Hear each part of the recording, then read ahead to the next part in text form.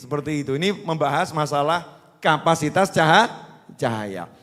Nah, ketika seorang bersolawat pada Nabi Muhammad SAW, nyambung. Begitu nyambung ada transfer cahaya.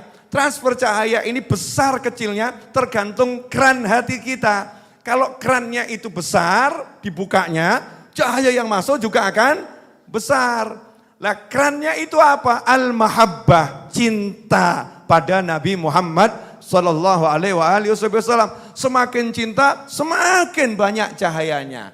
Tapi sekecil apapun, nah kerennya di sini, sekecil apapun rasa cintanya, orang kalau sholawat pasti gerakan sholawat itu muncul karena rasa cinta. Betul ya? Ya, sekecil apapun Allah udah berjanji, siapa sholawat kepadamu, aku sholawat kepadanya 10 kali. Maka Habib Ali mengatakan, wa yuktabu biha, berkat sholawatnya tadi, maka dia dicatat, ditulis, dimasukkan dalam kelompok mana? Bi inayatillah, atas perintahnya Allah subhanahu wa ta'ala. Catat orang ini, masukkan orang ini fi hizbih, dalam kelompoknya Nabi Muhammad SAW. Allahumma sholli alaihi. Keren atau enggak keren? Keren, ini simtu duror. Baru sedikit aja kita.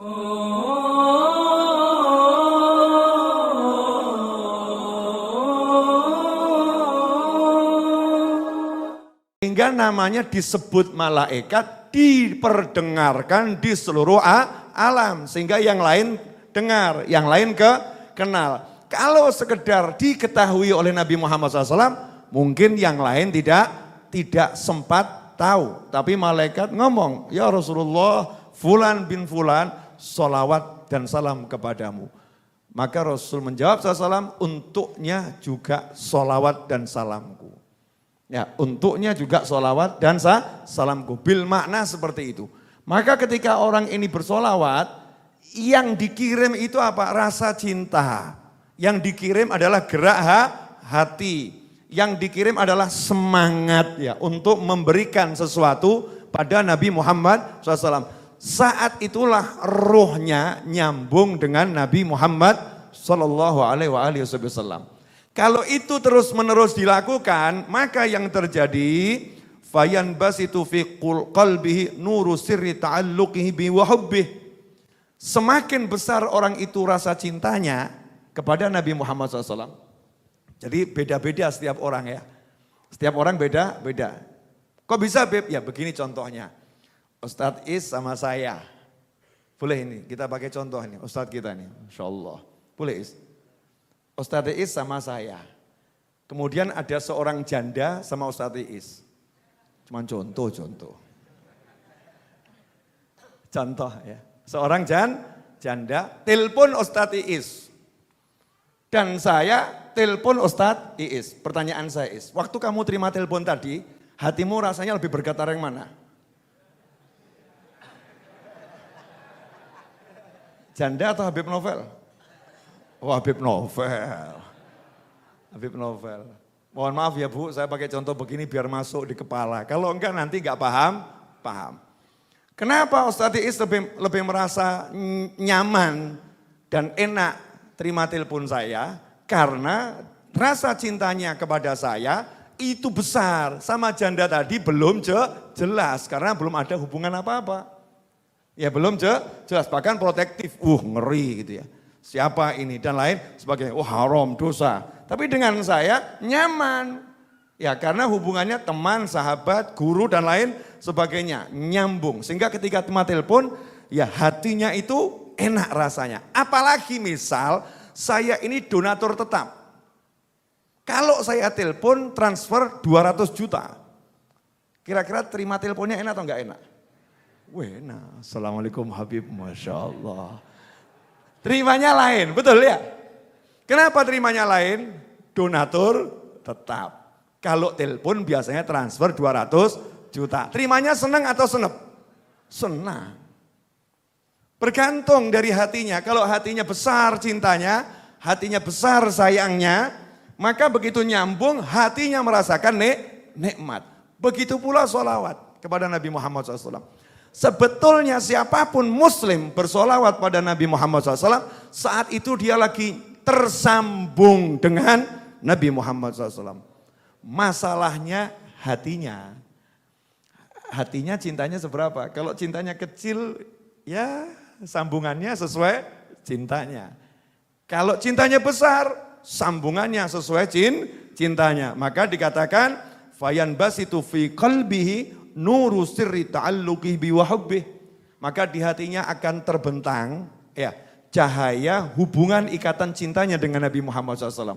Kalau ikatan cintanya itu besar, maka hatinya akan semakin bercahaya dan menjadi sangatlah lapang. Kalau begitu, apa yang terjadi selanjutnya? Wa yuktabu biha bi inayatillah fi hizbih. Maka Allah akan memperhatikan orang ini, ya dikasih perhatian khusus orang tersebut. Dalilnya apa? Ini kan ucapannya Habib Ali Habsyi ya. Pasti orang nanya dalilnya apa nih, kok bisa buat pernyataan dia diperhatikan Allah. Dalilnya mana gitu. Kalau yang tadi semua udah pakai dalil ya. Sudah ya. Nah dalilnya ini mana? Dalilnya adalah ketika seseorang bersolawat pada Nabi Muhammad SAW, langsung Allah memberikan perhatian super khusus. Khusus Allah katakan, siapapun yang solawat sama kamu, aku solawat kepadanya 10 kali. Jelas? Jadi dalilnya nyambung atau super nyambung? Super nyambung ya. Maka siapapun yang tadi solawat, siapapun yang bersolawat, dia sedang tersambung dengan Nabi Muhammad SAW. Hanya saja yang dia rasakan di hati, besarnya cahaya yang dia peroleh, yang masuk ke dalam hatinya, sesuai kapasitas cintanya. Contoh, pinjam handphone.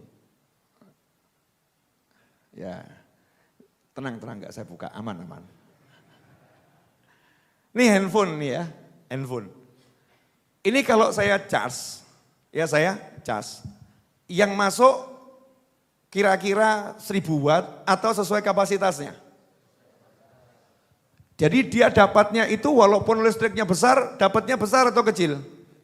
Dapatnya kecil. Kenapa? Ya karena memang limit yang ada di perangkat ini hanya segitu, dibatasin. Kalau lebih hancur. Kalau lebih hancur. Betul ya? Walaupun sumber listriknya ini oke, tapi dibuat terbatas untuk kemampuannya menerima. Sumber nurnya Allah Ta'ala yang dititipkan pada Nabi Muhammad SAW, yang mana Rasul SAW menyatakan, qala ya Jabiru innallaha khalaqa qablal asya'i nura nabika Muhammadin sallallahu alaihi wasallam min nurih. Rasulullah berkata, wahai Jabir radhiyallahu anhu, sesungguhnya sebelum Allah menciptakan segala sesuatu, Allah ciptakan pertama kali di jagat raya ini adalah cahaya Nabi Muhammad SAW dari cahayanya Allah Subhanahu wa Ta'ala. Nah, cahaya ini terus bergerak dan semakin hari semakin besar. Kenapa? Min nurih, dari cahayanya Allah. Ya, dari cahayanya Allah. Cahaya Allah itu sifatnya abadi dan semakin lama semakin besar. Maka cahaya Nabi Muhammad SAW bukan meredup, tapi semakin hari semakin terang. Dan cahaya ini kemudian masuk dalam hati orang-orang yang mengucapkan la ilaha illallah Muhammadun Rasulullah SAW. Maka di hatinya diberi cahaya oleh Allah Ta'ala, sehingga dikatakan dalam satu riwayat yang lemah, seandainya cahaya hati muslim yang ahli maksiat dibuka oleh Allah Ta'ala, maka besarnya cahaya itu membuat matahari dan segala planet dan bintang menjadi redup karena terangnya cahaya kalimat syahadat yang ada di hati seorang muslim yang ahli maksiat. Bayangkan tuh, yang ahli maksiat aja cahayanya seperti itu.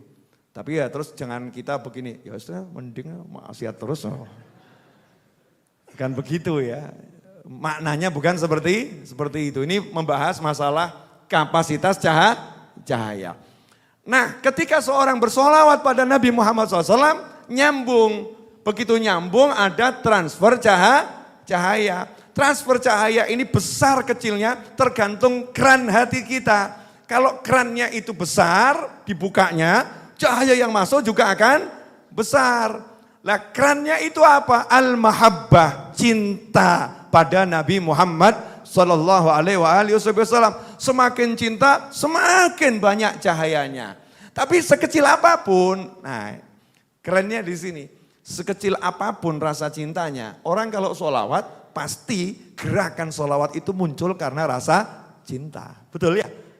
Ya, sekecil apapun Allah udah berjanji, siapa sholawat kepadamu, aku sholawat kepadanya 10 kali. Maka Habib Ali mengatakan, wa yuktabu biha, berkat sholawatnya tadi, maka dia dicatat, ditulis, dimasukkan dalam kelompok mana? Bi inayatillah, atas perintahnya Allah subhanahu wa ta'ala. Catat orang ini, masukkan orang ini fi hizbih, dalam kelompoknya Nabi Muhammad SAW.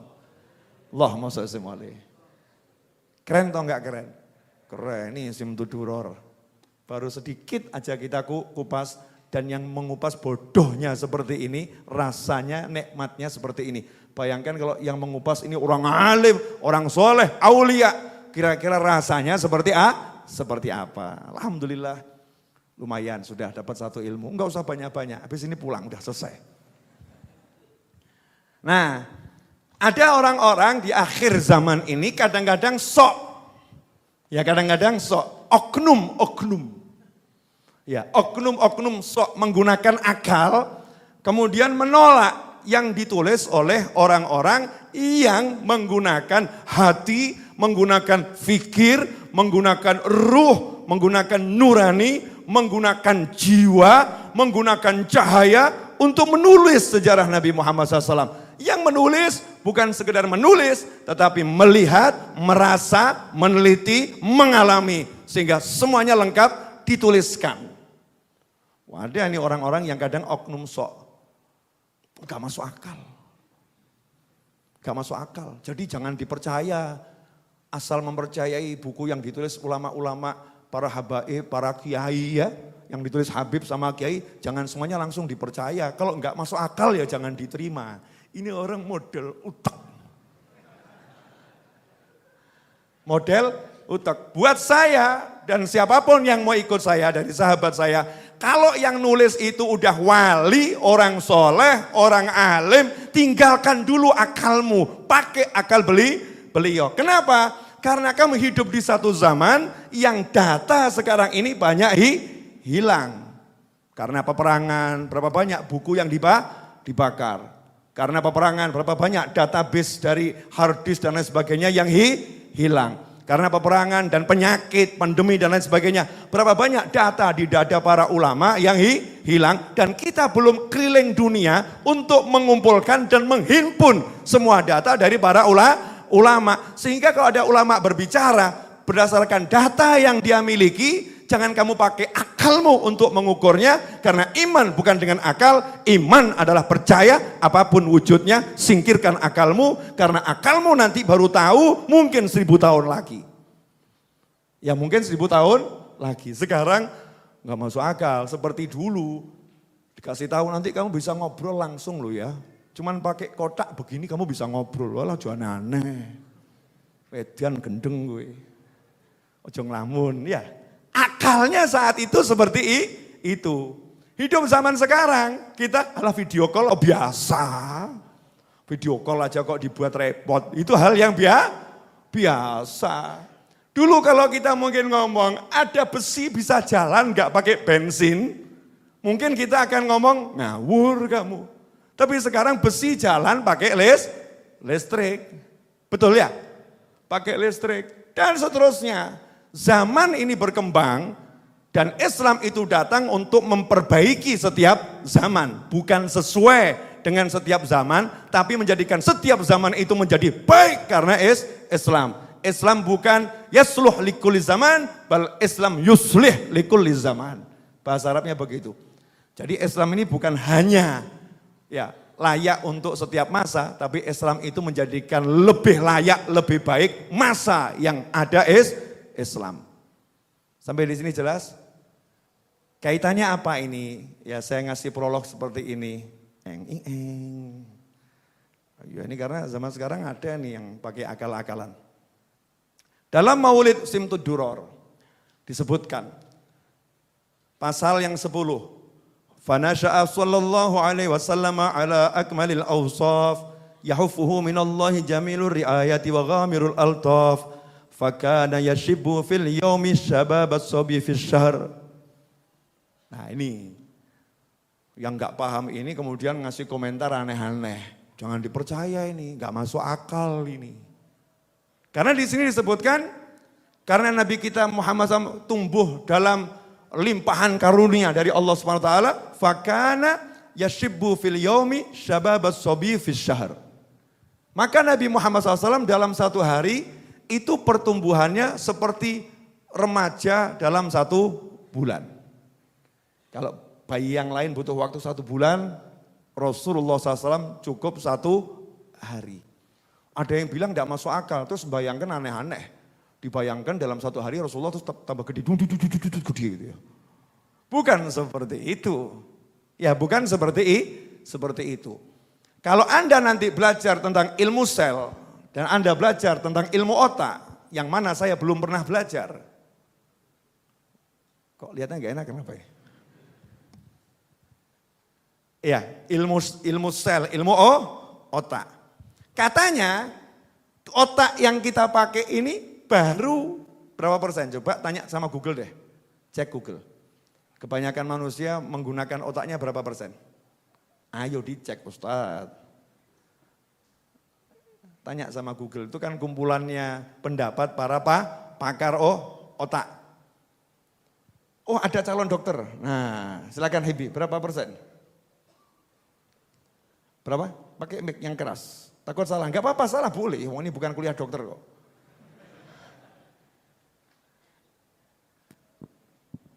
Bacakan coba. Gordon menegaskan bahwa manusia benar-benar menggunakan setiap bagian otaknya secara aktif setiap waktu. Ini artinya Anda tidak hanya menggunakan 10%-nya saja. Hanya aktif 10% saja gitu. 10%. Jadi otak manusia, nanti dicek lagi ya di Google ini, Ustadz nyarinya enggak jelas nih. Oh ya Ustadz nyarinya, biasanya ayat sama hadis suruh nyari Google, dia enggak nyambung. Biasa buka kitab ini ya. Jadi cuman baru berapa persen kecil otak manusia yang dipakai. Katanya manusia ini kalau menggunakan otaknya lebih dari 60%, Masya Allah. Lebih dari 70%, Masya Allah. Ya sampai ada yang buat jadi film itu. Itu kalau manusia menggunakan otaknya sekian persen bisa pergi ke zaman masa lampau, bisa pergi ke masa depan ya, bisa menghilang manusianya dan lain sebagainya. Kalau otaknya ini dipakai full, ya dipakai full.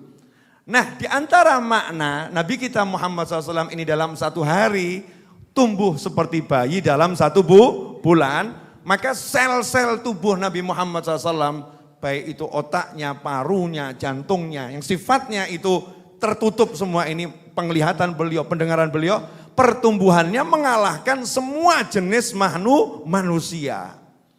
Karena itulah Nabi kita Muhammad SAW di waktu kecil bisa melihat yang tidak bisa dilihat oleh orang lain. Masih kecil lihat malaikat membelah dadah beliau dan beliau santai-santai saja. Malaikat datang belah dada beliaunya santai-santai saja. Enggak takut, enggak resah, enggak gelisah. Beliau sallallahu alaihi wasallam. Kenapa? Karena memang beliau ini tumbuh jauh lebih cepat daripada manusia yang lain. Sehingga betul-betul matang sematang-matangnya menjadi makhluk Allah yang paling sempurna. Sampai di sini jelas? Nah, pentingnya apa saya ngomong begini? Pentingnya ini loh. Akhir zaman ini kan banyak orang kehilangan pegangan. Betul ya? Sampai akhirnya ada yang cari pelatihan-pelatihan untuk menenteramkan jiwa. Pelatihan-pelatihan untuk menjadi manusia yang cerdas. Pelatihan-pelatihan untuk hidup sukses. Pelatihan untuk menjadi suami yang berhasil, menjadi pengusaha yang hebat, ya menjadi guru yang TOP BGT SKL, ya top banget sekali. Oke, boleh, ya cakep saja, namanya hal yang baik. Tapi kalau kita seharusnya nggak perlu bingung, Kenapa? Lawang kita udah jelas, kita punya manusia yang paling hebat, yang paling mulia, yang paling luar biasa, namanya Baginda Muhammad SAW. Dan